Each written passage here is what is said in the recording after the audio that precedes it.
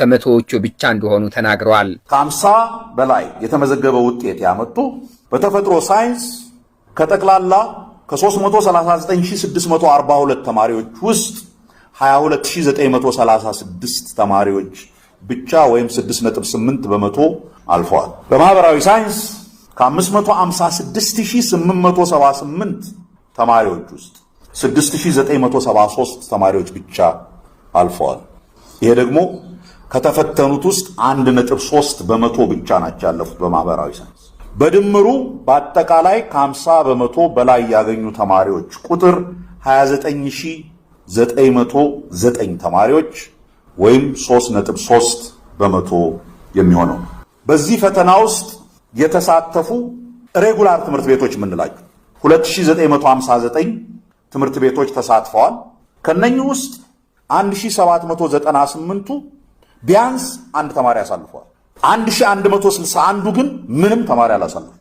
7 ትምህርት ቤቶች ያስፈተኗቸውን ተማሪዎች በሙሉ አሳልፈዋል። በሀገር አቀፍ ፈተናው የተመዘገበው አማካይ ውጤት 29.25 ከመቶ ሲሆን በተፈጥሮ ሳይንስ ከፍተኛው ነጥብ 666 ከ700 በማህበራዊ ሳይንስ ደግሞ 524 ከ600 እንደሆነ ፕሮፌሰር ብርሃኑ ነጋ ገልጿል። በፈተናው የተሻለ ውጤት ያመጡት ደግሞ የአዲስ አበባ የድሬዳዋና የሐረሪ ክልል ተማሪዎች መሆናቸውን አመልክቷል። ወደ ዩኒቨርሲቲ የሚገቡት ተማሪዎች እነዚሁ የማለፊያ ነጥብ ያመጡት ብቻ እንደሆኑ የተናገሩት ፕሮፌሰር ብርሃኑ በፈተናው ያላለፉት ተማሪዎች ደግሞ በዩኒቨርሲቲዎች የማብቂያ ትምህርት ይሰጣቸዋል ብለዋል። ታዲያ ምን ሊሆኑ ነው ከዚህ ከ29000 ተማሪዎች ውጪ ያሉት የሚል ጥያቄ ነው።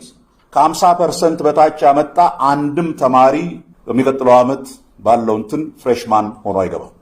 በተለይ በዚህ ዓመት ይሄ ፈተና ሲሰጥ ለመጀመሪያ ጊዜው በመሆኑና አዲስም በመሆኑ እንደው የተወሰኑ ችግሮች ቢኖሩ ድንገት እነሱንም እንትን ለማድረግ በሚል አንድ አዲስ መላ ይዘር መተናል። ያ መላ ምንድነው? አንደኛ ዩኒቨርሲቲዎች የሚቀበሉበት የመቀበል አቅማቸው አለ የምናውቀው ራፍሊ ለምን 29900 ተማሪዎች ፍሬሽማን የዩኒቨርሲቲ ተማሪዎች ሆነው ገብተው ከዛ በታች ያሉት እስከ ዩኒቨርሲቲው መቀበል ደረጃ ያሉት ለአንድ ዓመት ለዚህ ዓመት ብቻ because of this unique እንትን ሬሜዲያል የትምህርት ስርዓት ውስጥ አንከታቸውም። ሬሜዲያል የትምህርት ስርዓት ምንለው ምንድነው? የዩኒቨርሲቲ ተማሪዎች አይደሉም because ማለፊያ ውጤት አላገኙ ግን ቁጭ ብለን ይሄ የተዳከሙባቸውን ትምህርቶች ኢንቴንሲቭ የሆነ ትምህርት በየዩኒቨርሲቲው ውስጥ እንዲያገኙ አድርገን ዓመቱ ሲያልቅ ፈተናቸውን ሰጥተን ያለፉትን በዛው ዩኒቨርሲቲ እንዲገቡ ማድረግ ዜን ያንን ያለውን ጫና ሲግኒፊካንትሊ ይቀንሰዋል። ግን በትምህርት ስርዓቱ በአንድ አጋጣሚ ወር በሌላ በተለየ ምክንያት እንትን ብለው ግን የትምህርት ካፓሲቲው ያላቸው ተማሪዎች ካሉ እነሱን እንዳናጣና አንድ ዓመት በኋላም ዘግይተውም ቢሆን የዩኒቨርሲቲ ስርዓቱን እንዲቀበሉ ማድረግ ይሻላል በሚል ይሄንን ቀይሰን በዚህ መሰረት ነው ተግባራዊ የምናደርገው። በፈተናው የታየው የወደቁ ተማሪዎች ብዛት የሁላችንም ውድቀት ነው ያሉት ሚኒስትሩ የትምህርት ስርዓቱን ችግሮች ለመቅረፍ ሁሉም ሊረባረብ እንደሚገባ ገልጿል። የትምህርት ስርዓታችን እዚህ ቦታ እስኪደርስ መንግስት እንደ መንግስት ያለበትን ኃላፊነት በምንም አይነት ተወጥቷል ማለት አንችልም። ትምህርት ከካድሬ ከፖለቲካ ከምናምን ጋር ተያይዞ እዚህ ደረጃ እስኪደርስ መጠበቁ በመንግስት ደረጃ ሁላችንም መንግስት ላይ ያለን ሰዎች ኃላፊነት የምንወስድ ነን። ወላጆች በዚህ አንጠየቅም የለንበትም ሊሉ አይችልም። የልጆቻችን ዲሲፕሊን የሚጀምረው ከወላጆች ነው። ትምህርት ቤቶች ሁላችንም የምናውቀው የተማሪዎች ዲሲፕሊን አሁን ኮምፕሊት ሾት የለም። እንደዛ አይነት ዲሲፕሊን በሌለበት እውነተኛና ትክክለኛ የትምህርት ስርዓት ሊሄድ አይችልም። ዜርፎር የትምህርት ቤቶቻችን የመንግስትም የግልም ሁሉም ጋር ነው ፌሊየር ያለው። ዜርፎር ሁላችንም ኃላፊነቱን መውሰድ አለብን። በጋራ ነው እንደ ሀገር ፌል ያደረግነው። እንውጣበት ካልን ደግሞ በጋራ ነው እንደ ሀገር የምንወጣበት። ይሄ ቅድም የዘረዘርኳቸው ኃይሎች በሙሉ ተሳትፈው በጋራ የምንሄድበት ከፊታችን ያለው መንገድ ብቻ ነው ከዚህ ችግር የሚያወጣ። አጠቃላይ የትምህርት ጥራትን ለማሻሻል የተለያዩ ጥረቶች እንደሚደረጉም ተናግረዋል። ከዚህ ዓመት ጀምሮ ኦፊሻል ላይ የምናደርገው ካምፔን አለ። በቃ የትምህርት ስርዓቱን ከታች ጀምሮ ለማሻሻል አሁን ለምሳሌ 8ኛ ክፍል ፈተና እንደ በፊቱ ዝም ብሎ አይሆንም። በደንብ ኦርጋናይዝ አድርጎ ፊልተር እያደረገ የሚመጣ ሲስተም እንዲኖር ከልጆች የተሻለ ትምህርት የሚወስዱት ከአንደኛ ደረጃ በፊትም ትምህርት እንዲያገኙ ነው በሚል በስፋት የቅድመ አንደኛ ደረጃ ትምህርት ቤቶች በሁሉም ክልሎች እንትን እያደረጉ ነው። ብዙ የሆኑ ሰፋ ያሉ የሪፎርም ስራዎች ነው የምንሰራው ከታች ጀምሮ እስከ ላይ ድረስ። የትምህርት ሚኒስቴር የፈተናን ደህንነት ለመጠበቅና ኩረጃን ለመከላከል በሚል ምክንያት የ2014 ትምህርት ዘመን የ12ኛ ክፍል ፈተናን ለመጀመሪያ ጊዜ ዘንድሮ በዩኒቨርሲቲዎች ቅጥር ግቢ ውስጥ እንዲሰጥ አድርጓል። ፈተናውን ለመውሰድ ከተመዘገቡት ከ985,000 በላይ ተማሪዎች ውስጥ 77,000 የሚሆኑት በተለያዩ ምክንያቶች፣ 20,170 ተማሪዎች ደግሞ በደንብ ጥሰት ምክንያት በድምሩ 97,268 ተማሪዎች ፈተናውን እንዳልወሰዱ በዛሬው መግለጫ ተገልጿል። በአማራ ክልል ሰሜን ሸዋ ዞንና የኦሮሞ ብሔረሰብ አስተዳደር ዞን ተፈጸመ የተባለው ግድያ ያስከተለውን መፈናቀልና የደረሰውን ውድመት በማውገዝ ነው የተለያዩ ተቃዋሚ ፓርቲዎች የተናጠልና የጋራ መግለጫ ያወጡት። መኢአድ፣ ኢህአፓና የእናት ፓርቲ ባወጡት የጋራ መግለጫ በአካባቢው የአማራ ብሔር ተወላጆችን ኢላማ ያደረገ ጥቃት ሲፈጸም መቆየቱን ጠቅሰዋል። የጥፋት ኃይሎች በተጋቱት ሐሰተኛ ትርክት አማራን በመበቀልና ህዝቡን በማራቆት ከአካባቢው ተማሮ እንዲሰደድ በማድረግ እንቅስቃሴ ውስጥ መሰማራታቸውንም ፓርቲዎቹ አመልክተዋል።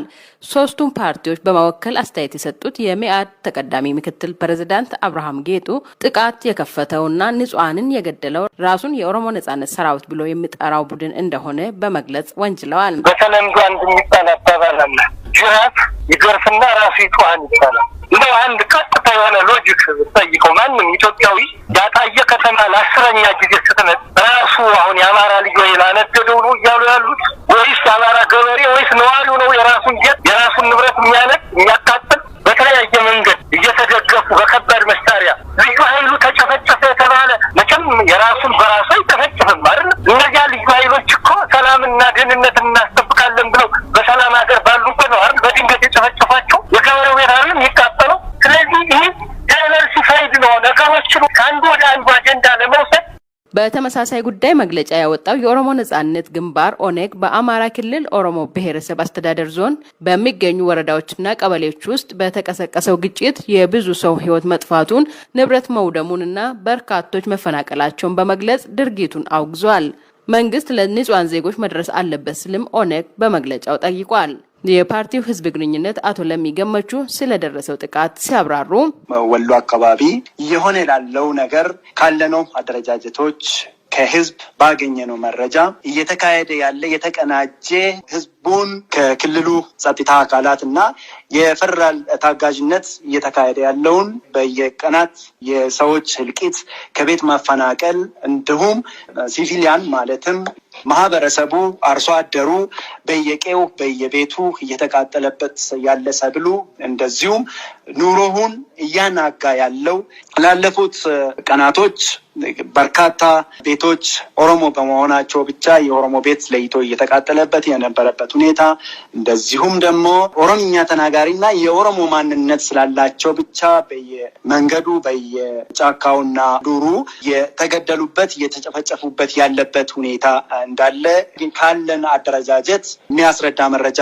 አገኘን። ለጥቃቱ የአማራ ልዩ ኃይልና ፋኖን ተጠያቂ ያደረጉት የኦነግ ህዝብ ግንኙነት ሰለባዎቹም የኦሮሞ ተወላጆች እንደሆኑ በመግለጽ ወንጅለዋል። በጥቃቱ ሳቢያ በትንሹ 63 ንጹሃን ዜጎች ሞተዋል፣ በሺዎች የሚቆጠሩ ቤታቸውን ጥለው ተሰዷል በማለት ኦነግ ይከሳል። በአሜሪካን ሀገር ቨርጂኒያ የሚገኘው የኦሮሞ ሌጋሲና አድቮኬሲ አሶሲዬሽን ኦላ በበኩሉ የአማራ ልዩ ኃይል ፋኖ ተብሎ ከሚጠራው ቡድን ጋር በመሆን ጥር 13 2015 በጅሌ ሙጋ በሚገኙ የኦሮሞ ተወላጆች ላይ ተኩስ ከፍቷል ሲል ወንጅሏል።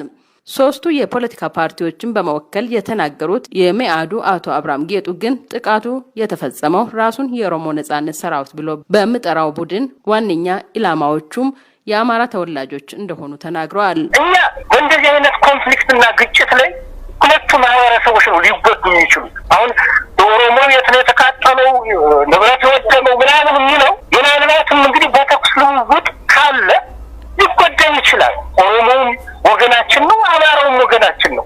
የእኛ እምነት ግን ማንም ይሁን ማንም የትኛውን ቡድን ይሁን በእርግጠኝነት መናገር የምንችለው ይህን ኮንፍሊክት የቀሰቀሰው የነኮሰው አሁን ወሸኔ እየተባለ የዳቦትም የተሰጠው በተለያየ መንገድ ድጋፍ የሚደረግለት ኃይል እንደሆነ ግን ምንም አያጠራጥርም። ነገር ግን ይህን ኃይል ለመመከት ሲባል አካባቢውን ደግሞ ሰላምና ጸጥታ አስከብራለሁ የሚል አሁን የምትለው የአማራ ኃይልም በለው ሌላውም ኃይል ካለ በተኩስ ልውውጥ ምንም የማያውቀው ሲቪሉ ሊገደል ይችላል፣ ንብረቱ ሊወድም ይችላል።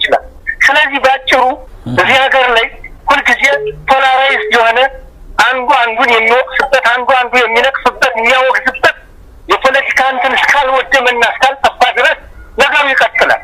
እስካሁን በቁጥር ደረጃ ይህን ያክል ሲቪል ሞተ፣ ይህን ያክል የሰላም አስከባሪ ወይም ፖሊስና ልዩ ኃይል ሞተ የሚል ነገር አልደረሰንም።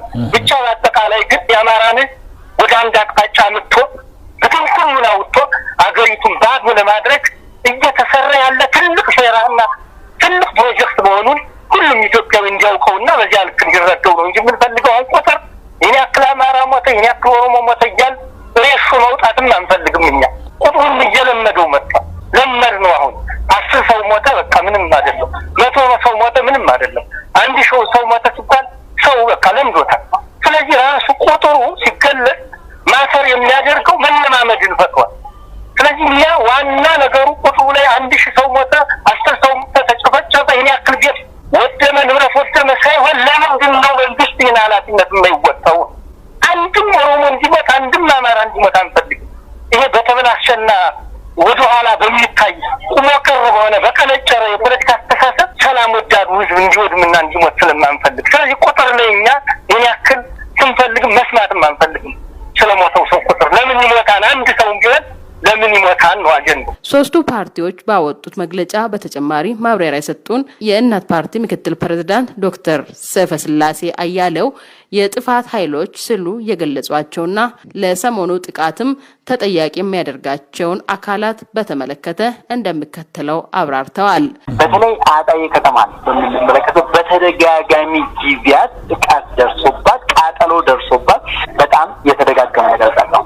አሁን ያለው ጉዳይ የዛ ቅጥያና ያንን ወደ አንድ ደረጃ ከፍ የሚያደርግ ነገር እንደሆነ እዛ ጋር እንመለከታለን። ሶስት አካላት በዚህ የራሳቸው ሚና አላቸው።